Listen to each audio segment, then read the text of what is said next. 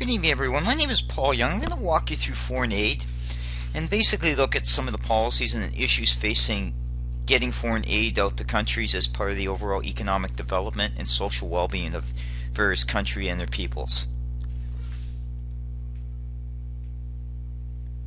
Now, my presentation is one view on foreign aid. It's not deemed to be the only source. I encourage you out to Google, Yahoo, and do your own search to get an understanding of what the issues are faced when you deal with foreign aid. Here's a little bit about myself. I'm a CPA CGA by trade. I've got a background in academia, industry, and financial solutions.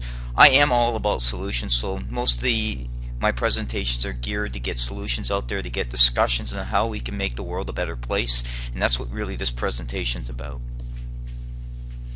Now I'll talk to you about what is foreign aid. I'll talk a little bit about UN and foreign aid. I'll talk about Canada itself and foreign aid. And I'll take a look at about 3 countries that kind of spell out the issues facing those countries.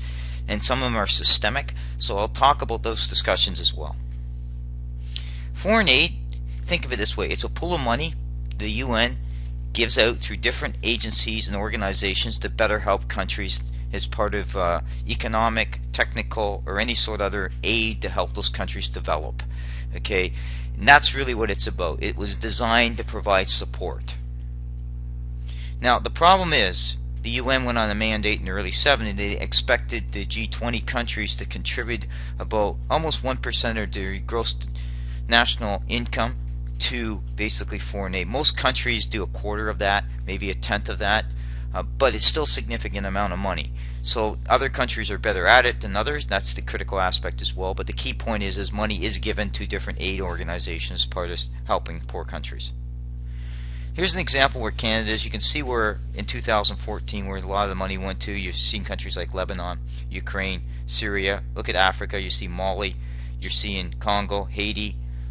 Different countries you're seeing there. This is a good example of kind of the distribution. Most countries do something similar in terms of their aid programs, in terms of the agencies, how the money goes out.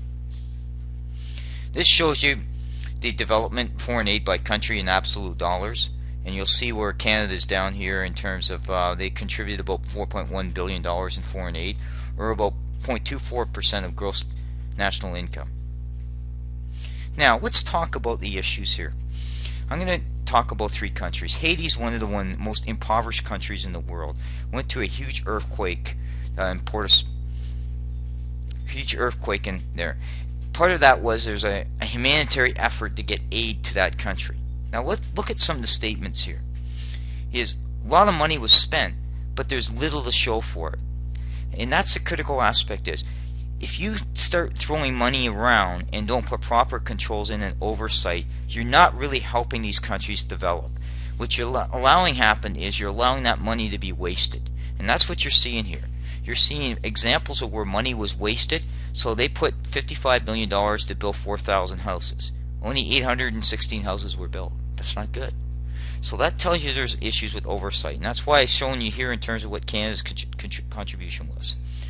Let's talk about Palestine. And the Palestine government has Hamas. They've gotten money, and Canada's given money to West Bank of $65 million, small sum. But other countries have given that. So where did that money go? It was supposed to help reforms. It's supposed to help residential area. In a lot of cases, that money never went to those people. So again, you're seeing people suffer, and they're being used as political toys as a way to solicit more money out there. But what is the overall goal of that government? Okay, and that's what you have to ask yourself, and that's what foreign aid's doing. Sometimes foreign aid goes and props up these governments.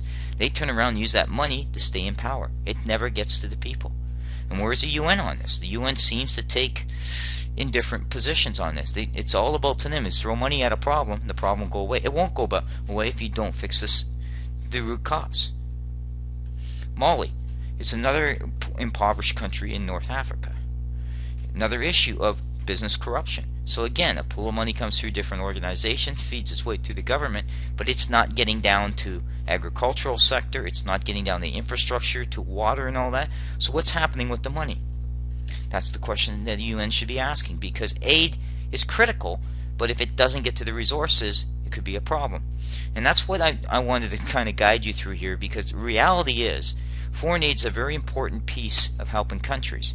But what needs to happen as we move forward, on a mandate, the UN needs to step up and bring more accountability into how that money's spent. And if it isn't being spent, then the money needs to be shut down.